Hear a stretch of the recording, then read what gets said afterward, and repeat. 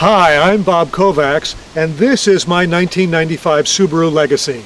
The project I'm going to do today is to replace the valve cover gaskets. Now the Subaru has a boxer engine. That means it has two cylinders on either side, so there's two valve covers, so there's two valve cover gaskets in here.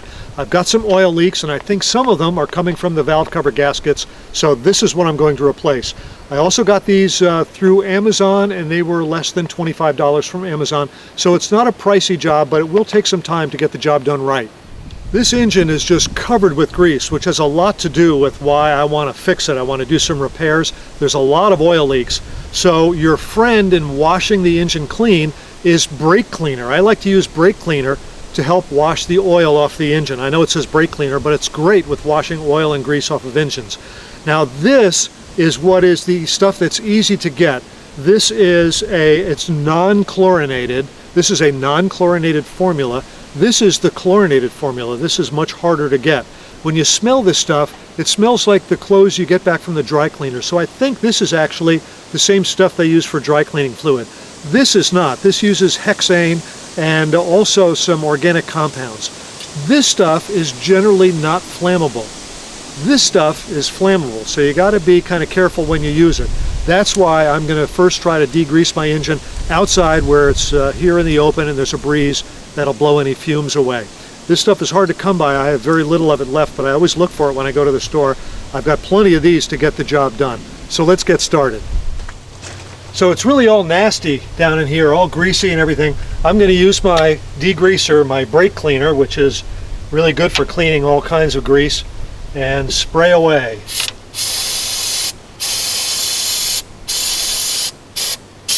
There's also some grease over here on this intake. I've got a piece of cardboard underneath me that's collecting the grease, I hope. Like I did on the passenger side, I'm going to spray some cleaner here and try to get as much of the gunk off as I reasonably can. It is pretty gunky.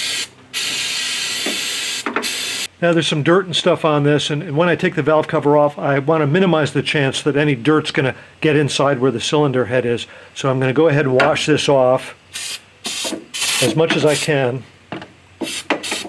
With the valve cover as clean as I can make it, now it's time to get the bolts off. These are 10mm bolts, so I've got my trusty ratchet, and on we go.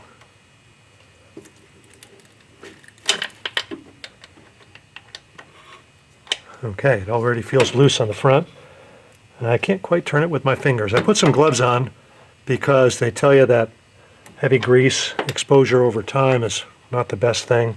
It is a carcinogen. So I have this front bolt is now loose. I'm going to loosen the middle one. Okay, that one's loose. The back bolt is in too tight of a space to get it with my ratchet, so I'll need a 10mm wrench. One more thing before we get this off the car, the valve cover, is we have this one rubber hose that runs to it and a pinch clamp. Okay, I have the valve cover completely disconnected. The hose I couldn't easily take off in the position where it is, so I disconnected the hose from its other end, and now I should be able to take the valve cover off and pull it out like this. And there you go. There's the valve cover. I'm going to clean this all up, put a new gasket on it, and put it back in. Okay, I'm going to try to clean this up real good with a toothbrush, make it look as good as new maybe. So this is now all cleaned up, looking much better than it was. Could be perfect. I could go over it with a wire brush, but that would be a little too much. So now I have this ultra black gasket adhesive. This says it's got maximum oil resistance, and it also said that it's good to temperatures up to 500 degrees. Well, this is not going to get anywhere near 500 degrees. The oil temperature should never be more than about 220 degrees tops. So this should be perfectly suitable for this. I'm going to go ahead and put this in the groove and then put the gasket in place. Now I'm just going to put some at random intervals here and then spread it around with this little pink stick that I have.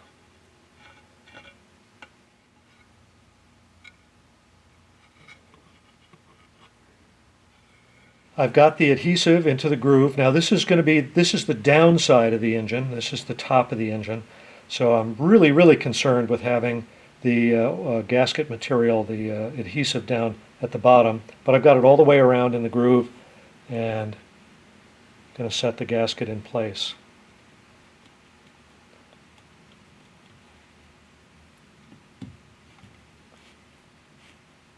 It looks like the two gaskets are identical. I don't know, but I held this one in place beforehand and it looked like it was a perfect fit for this valve cover. So there we go. Now this is completely on. With the valve cover gasket kit comes these grommets, a total of 6 of them, 3 for each side, and they go for these bolts.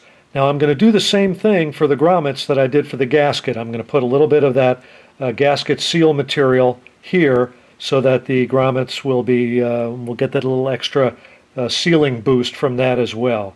And other than that, we're about ready to put this valve cover back on.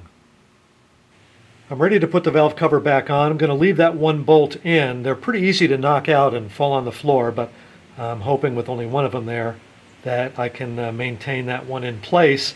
And I'm going to go ahead and put it in. Now I have the hose left off. I can put the hose back on once the valve cover itself is on. So here we go. As they say, installation is the reverse of removal.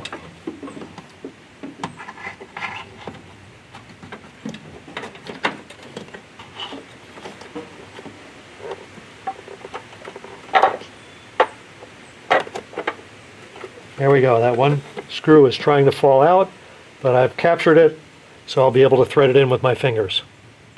Okay, I've got the 3 bolts threaded in with my fingers. I'll use the socket to give me a little bit more twist on them. Now this rearmost one, I can't fit my ratchet on it. I can only fit a wrench on it. But the others, once I finger tighten them, I can put my ratchet on them and fully tighten them that way. With the valve cover back in place and fully tightened down, now I can get the hose back on that rear nipple. It's pretty easy to do once the valve cover is in place. I'm on the driver's side now, and it is essentially the same as what we did on the passenger side. The valve cover's got 3 bolts holding it in place. There's a rubber hose that's connected to the crankcase ventilation system. The big difference on the driver's side compared to the passenger side is the oil filler tube goes down into the valve cover. So I will be taking it off to enable me to take the valve cover off. But that's really the only difference. So I'm not going to show a lot of video on this side. It's pretty much the same as the other side. Okay, I'm taking the bolt here that's holding down the oil filler tube, taking it off. I now have both bolts out, so the oil filler tube should come off.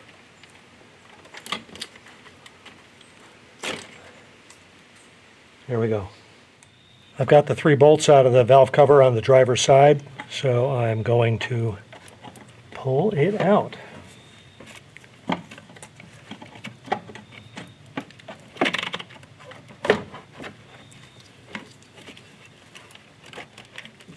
Again, I have a hose stuck to it. I couldn't easily take that hose off with the valve cover in the car, so it's coming off hose and all. This is the valve cover from the driver's side, and it's pretty much the same as the one from the passenger side, except the oil filler tube goes in here. So I've cleaned it up as best I can, reasonably, without really going over it. And what I'm going to do is I'm going to do everything I did the same on the other side. The oil filler tube, I will put some of the gasket material on the oil filler tube surfaces when I get ready to reinstall the oil filler tube. And I'll do that once the valve cover is back in place on the car.